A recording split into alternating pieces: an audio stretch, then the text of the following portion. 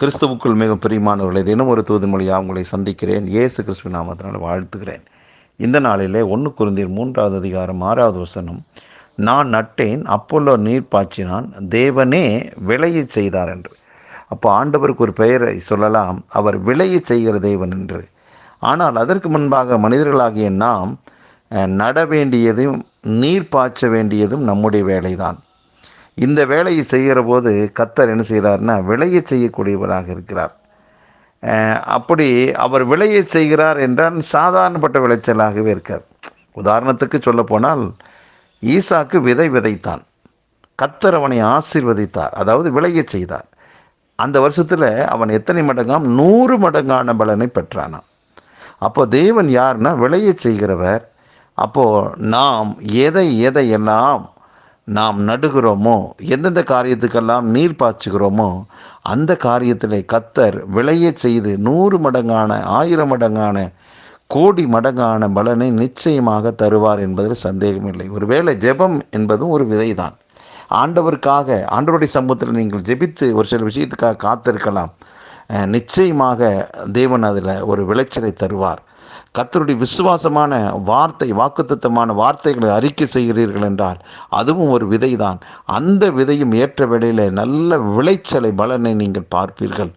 இப்படி கர்த்தருடைய காரியங்களில் எதையெல்லாம் விசுவாசத்தோடு நீங்கள் சொல்லுகிறீர்களோ, விதைக்கிறீர்களோ, அது நிச்சயமாக தேவ சமூகத்தில் பெரிய அறுவடையை நீங்கள் பார்ப்பீர்கள். ஏனென்றால் 8வது வசனத்தில் இப்படி சொல்லுகிறார் கடைசியாக, மேலும் நடுகிறவனும் நீர் பாய்ச்சுகிறவனும் ஒன்றாயிருக்கிறார்கள், அவனவன் தன் வேலைக்கு தக்கதாய் கூலியை பெறுவான். அப்போது அவனுக்கு கூலி கிடைக்காம போகவே போகாது.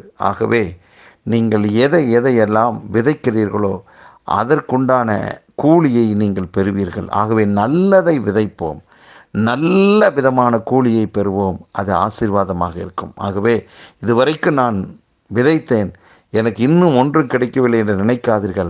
ஒவ்வொரு விதையும் ஒவ்வொரு காலகட்டத்தில் தான் பலன் கொடுக்கும். உடனடியாக பலன் கொடுக்கக்கூடியது ஒரு சில நாட்களில் கொடுக்கக்கூடிய விதைகளும் உண்டு. பல வருஷங்கள் காத்திருந்து அதனுடைய பலனை அனுபவிக்கிற காரியங்களும் உண்டு. ஆகவே நீங்கள் விதைத்திருக்கிறீர்கள், உங்களுக்கென்று கர்த்தர் வைத்திருக்கிற ஏற்ற நேரம், சரியான நேரத்தில் விளைச்சலை பார்ப்பீர்கள்.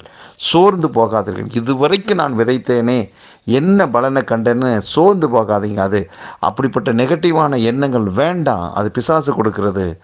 தேவன் விளைய செய்கிறவர் என்று மட்டும் பாருங்கள். அது நிச்சயமாக நல்ல பலனை கொடுக்கும். நீங்கள் 100 மடங்கு ஆசீர்வாதத்தை பெறுவீர்கள்.